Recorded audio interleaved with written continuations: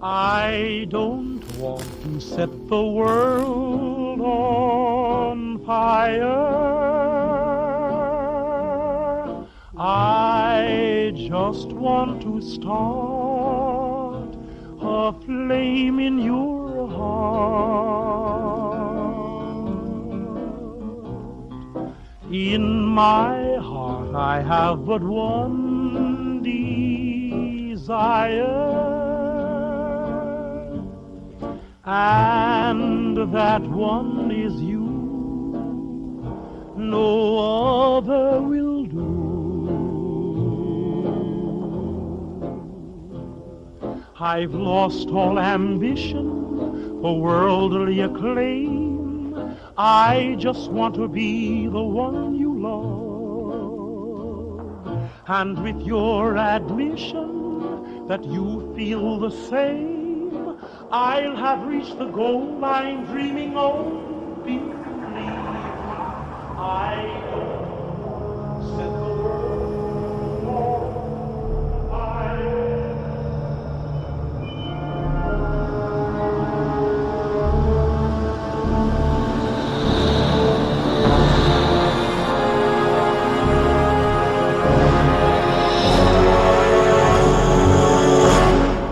Okay, well, the new Fallout is out and everybody has been talking about it, and I have thoughts as a Fallout fan, so I'm about to do a massive fucking video and deconstruct the entire series bit by bit.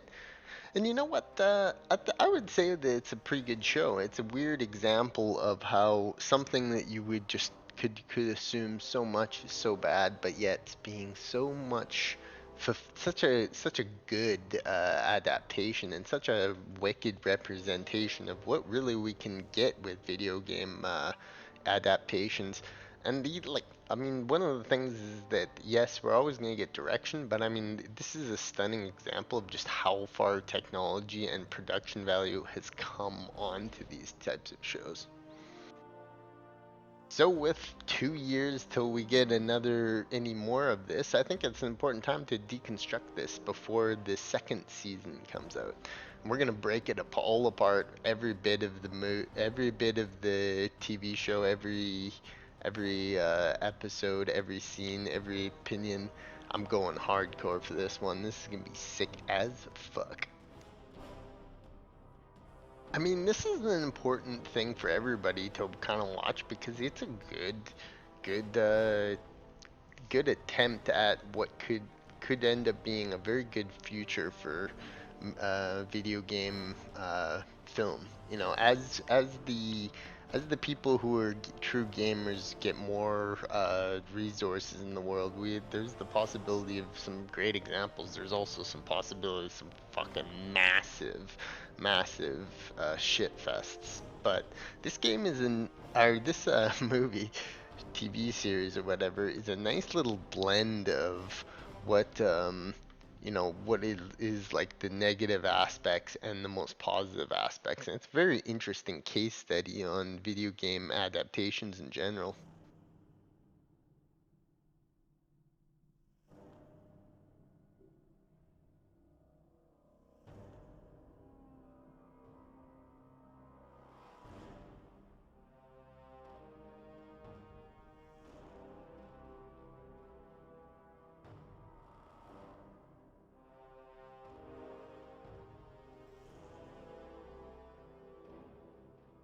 Now, the start of this TV series has an absolutely incredible start scene, and this was absolutely needed for what this was.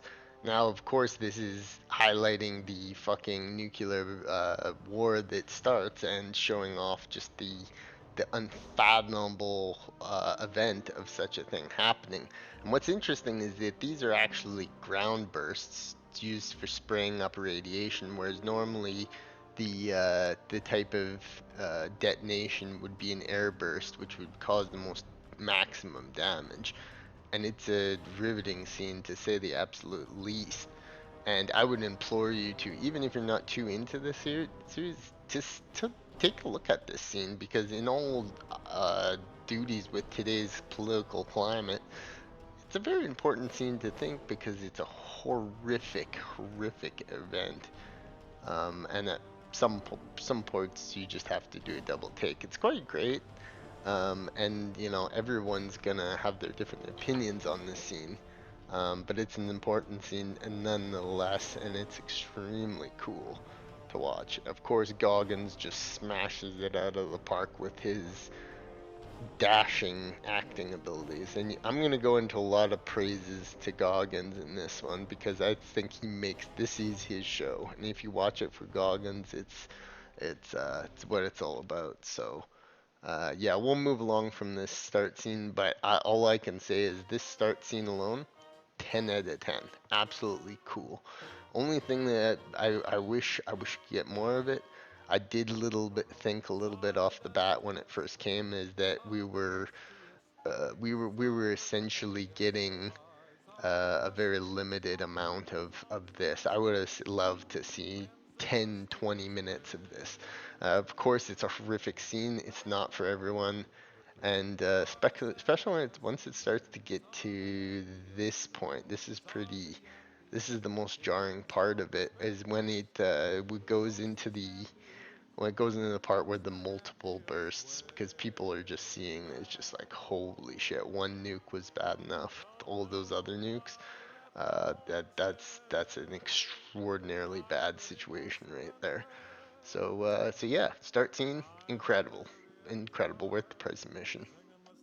Okay, so now you're into the bulk of the show. Awesome start, really great. We could love seeing the vaults, but it hits actually head on with a very very odd scene with the raider off the back where she just fucks him all of a sudden and just leaves a gross kind of feeling in your stomach the whole time, which is maybe on purpose. I mean, it is this world.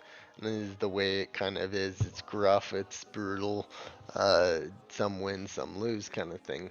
But it's just out of left field, and it's a hallmark of this just out of left field type of show that you just are never knowing what to expect. And of course, Lucy fights her off, and because she's quickly maintained as the main character, even though there's a whole supporting cast of do-gooders and right doers. Um, and there's a lot of brutal scenes off the bat. It really has a very captivating start, which is a really good thing. It's a really really good thing that it has a strong start to it. That is just insane. Now it starts to kick off into the Brotherhood moments, and although I really really like what they got going on here, there's certain dislikable elements of the Brotherhood quest line, so to speak. Particularly the supporting character in the Brotherhood, very dislikable. Even though this horrible scene where she gets fucking like cut open by, I guess just wanting to succeed. Lucy gets out of the vault, of course, because she's the strong one. Again, we get more of this very dislikable cretin from the Brotherhood, and it's just, uh, it's like a 50-50. I like it and I don't like it at the same time. I want it to be good, but some of the parts of the Brotherhood are just not what is was on. But oh man, at the end of the first episode, we get Goggins, and he is the master. He is the master of this. Not to mention the the set the set ability in this. I mean, the set designs are incredibly good. And that has to be said about this. And as we go into the second episode, we get even more just beautiful eye candy everywhere, literally everywhere. And we get this great actor too, posing as the scientist. He was in, he's been in all kinds of things. He always plays the weirdish type character. And we get the Yogwai scene, that those mutated bears, I think they are. And I remember fighting the fuck out of all those all the time. It's like this is a good part of it when you're getting the power suit armor, you're getting some old creatures, but sadly, things are not always that way. You often just get people who you don't necessarily like too much. And there has to be said with the greenery. Many people have pointed this out, but the greenery never felt right to me. And there's lots of scenes where there's just an overt amount of greenery. But scenes like this, fucking fantastic. We get like the streets and the back alleys of the Fallout universe. It's stellar. It's a stellar set. And Goggins is just so fantastic looking. His costume design, he just blends so perfectly. I even really like Lucy's costume design. She always is getting different upgrades and stuff, and I think they did on both set and costume incredible. Now there is, unlike many unlikable characters, I really dislike that older lady in the town, and there's just like there's many characters just spotted all throughout this show series that are just dislikable. But I mean, Goggins makes up for it all. What a fucking incredible character the Ghoul is. And we get other characters. Like I'm not particularly fond of the past. Pre-war. There's parts where, despite Goggins' amazing acting ability. He carries it all, but you're never really too into it. And I really don't. I'm not into the whole head thing. Another stupid scene was when the guy gets his teeth for caps. That would how you would ever resort to that is fucking hilarious. I would never resort to that. I would have whored myself out before doing that. Jesus Christ. Ridiculous scene, and just proof of there's just so many hands in the pot. Now, one of the things I did like is there's many scenes where it busts out into that old school music. I really like that, and I really adore the power armor. Power armor design's amazing. A lot of the vault characters were sort of dislikable, except for that one little kid. The one little kid was fantastic, great acting, loved him. But the set design was really killer. Now, there's plenty of really dislikable and gross things about this world, but I think that's what makes it most captivating. And I would imagine for the regular day-to-day person, this is going to be an incredibly captivating thing because it ties really well into the Fallout universe and the universe of this game. Is things are just this bizarrely brutal way, and we get some pretty amazing scenes. They probably could have done a little bit better portraying the wasteland. At times, it was a little immersion breaking, and there's greatly unlikable characters like, oh man, that pregnant chick. But we get some also wicked scenes, like this scene when Goggins comes across that ghoul. Oh man, is that ever a wicked scene? Because you're just on edge, and the tension is just palpable, and because he's so weird. And overall, just a fantastical scene. Stupid characters abound. There are shining examples of characters that are just randomly. Like for example, as we go along in this story, uh, Lucy becomes more likable. I gotta admit, she's not bad. She does good. She plays the little weird character, but I mean, she's just nowhere near as good as Goggins is. And there's the interplay between the vaults and that, now that it starts to get into it, is very cool. And the grim, brutal nature of it. Oh man, when they get to that ghoul trader, the organ harvester, that's got to be one of the highlights of the show for sure. Is when they get to that organ harvesting um, network. It's spooky, it's ghouly, it's just got so much Falloutness to it. Uh, and once again, like I keep saying, and everybody is praised, the set design is just incredible. Despite all this, definitely Goggins carries the show. How about that scene when he just finds all those different narcotics and just goes nuts? That was fucking amazing. He plays it wicked. It's a wickedly interesting story arc.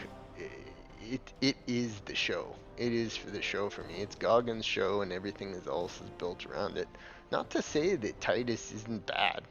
Not to say that Lucy's story isn't bad, but they're just by far the more weak side of of the story and could have done a lot better. Love the rad roaches.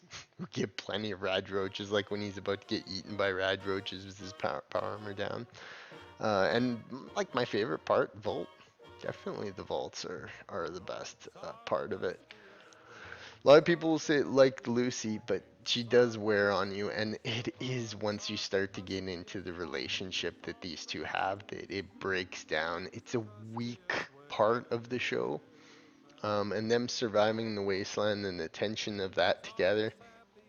It just makes it unnecessary that they would kind of have a little love arc going on. And of course, we get the weirdness with the scene where she's like, "Do you want to have sex?" And he's like, "I don't know how penises work." It's like so weird. And oh, how about this? That overseer, she is so fucking unlikable. The lady with the afro, just awful, just awful. It's great that the little kid carries that so much in the vault. I would say he's about the fourth character, in my opinion. I'd like him, Goggins, and then the other two probably would be my favorites. Goggins. How about when he gets into there's like those past scenes with him. He's just so dashing, and it feels like you're watching an actual in-game cutscene for Fallout. It's so authentic. You feel like it's part of the game. He's just wonderful in it. What a wonderful actor. I loved him in The Hateful Eight. I loved him in Django. He's always that one actor that just catches your eye, and in both the past and the present, I don't know, CGI'd or whatever, however they did it with those nose. He's just such a captivating actor, and he more than carries the show, despite the fucking really annoying his wife in the past there. That's an unnecessarily added place. And I would say that probably one of the weakest characters is Titus, because although you want to like him, he just never rises to the level of Goggins' school. And he just Titus always seems like he's just very conflicted, and it's kind of stupid. And I mean, Lucy's kind of tolerable because she's just the unknown character that just waltzes into this world of nightmare and terror, and didn't really care too much about that other older lady who's like the captain of the Californian Empire or whatever. She just got so little time. It was an arc I cared so little about that I never really paid too much attention to it. I was really interested in the power armor and the dynamic of that, but I would say that, with Goggins able to carry that like story of the Lone Ranger ghoul that we've always dreamt of, I would say it's the highlight of this show. But I mean, another highlight of it is just how much fan fiction there are. I mean, look at that Red Rocket fucking set design. Wasn't that incredible? Absolutely stunning. Like this shit must have cost fucking bajillions to make. Not only in time and like money costs, but there must have been just so much into its how they were gonna design the suits and how many people would have certain traits and all the different lighting and all the different the ways they portrayed the world was fantastic, and some of the scenes, some of the action scenes were spectacularly made. That it makes it worth watching, but I wouldn't call it the greatest show ever. I really wouldn't, and it's more of like if I was ever going to get into a show that was um, about a video game series, I think Fallout would ranks on the top of my list because I was always kind of like, I wonder how this is gonna be. But it really paced a lot of people's expectations. A lot of people thought it was just gonna be absolute woke trash, and it has little elements of that here and there. But it's really such a great adaptation that it makes it so that it's like it doesn't really need it. And I don't know if they have to like have certain amounts of people in the videos movies. I've heard stuff of that, and that makes sense in certain industries, but it's never as intrusive enough. I mean, it's in the fucking future. Who knows what human genetics would be? And in North America, basically, there's like 100% mix of all ethnicities, so it very much fits the story that there would be people of all races, all cultures, all nations kind of stuck and nationalities stuck kind of after the Great War. And like it's basically like human society hasn't progressed or past the point of where it was before, basically. People are still trading commodities, doing that. So, I mean, some of the scenes when it's like the civilization and in the vaults is just great. Just great. Makes you want more. Obviously, it's gonna take it forever to make this.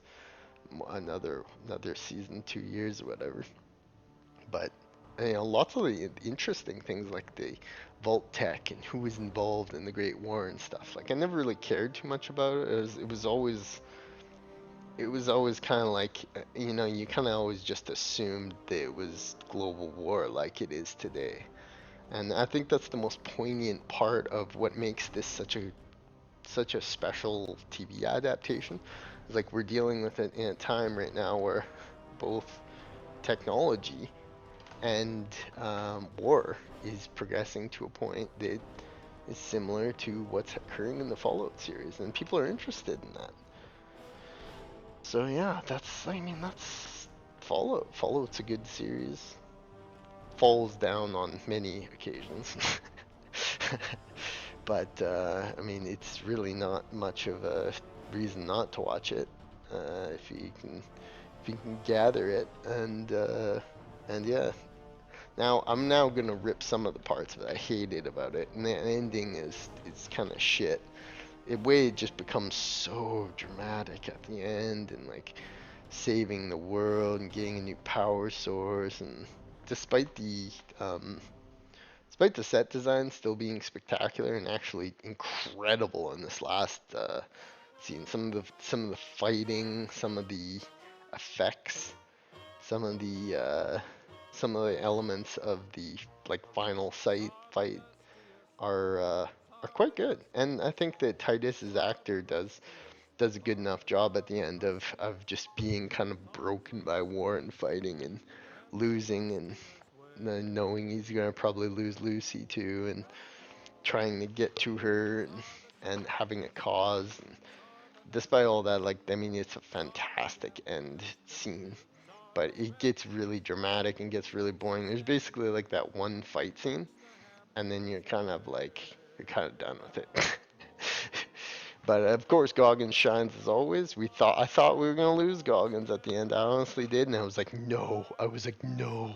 Like you bastards, you kill off Walton Goggins, you're gonna fucking kill the show. But thankfully, it ends on a massive cliffhanger, as we probably assumed it would be.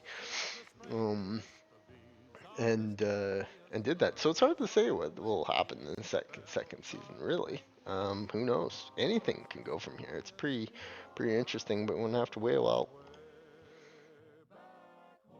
Okay, well there you go. Have it. As a avid fan of the Fallout games, and a Matt like basically fiended the fuck out of Fallout 3 and Fallout 4 forever. I think I have opinions on this, and I overall thought that they did a pretty good job of it. I loved the set design. Walton Goggins was, of course, one of the most spectacular breakout roles, and such a deserving actor to be in such a cultural phenomenon as the show has become. I think that we're really on the cusp of getting some very, very, very decent game adaptations. I mean, there have been game adaptations all the way back to Mortal Kombat, and yes, I will defend the original Mortal Kombat as a fucking amazing movie. But this is the new era. This is the era when they can make CGI and have the budget to make set design so incredible that it matches the production value of gaming. And on that, yes, there are stumbles along the way. Yes, there's some unlikable modern stuff added in there. They had to probably tailor make it a little bit, but overall they were pretty tame on their thing. The main character Lucy is at times a little bit much, and of course Titus is a broken character that is at times you just don't even like. But I mean, Goggins and the other young little tiny boy in the vault there are captivating stories, and if it's basically worth it for Goggins School in at the end of the day. But if you're any much of a Fallout fan, you'd be foolish to miss out on this. And it's a good idea of what's to come for gaming and what's to come for TV series, because you know that Warhammer's next, and yes, they could probably make it work if they did even, remotely like this. But I mean, we're getting some good stories here, but it's not perfect. Like I said, some things are just completely silly. Lucy getting her finger cut off and not even reacting to it.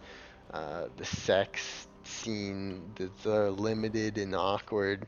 The broken potential of some of the factions and battles. All is made up for by Goggins' just amazing performance and poignant story. And I think that I can't wait till season two. We'll see what it does, because I mean, this is something that'd be hard to crash and burn from. If they even took a percentage of this budget and wrote it and made it good, holy shit, they could really do some damage. So we'll have to see. We'll have to see. Super mutants, nukes, anything is possible, and I'd give it a solid 7 out of 10. And for Goggins story alone, 9 out of 10. But everything together, 7 out of 10. I enjoyed it. I really did.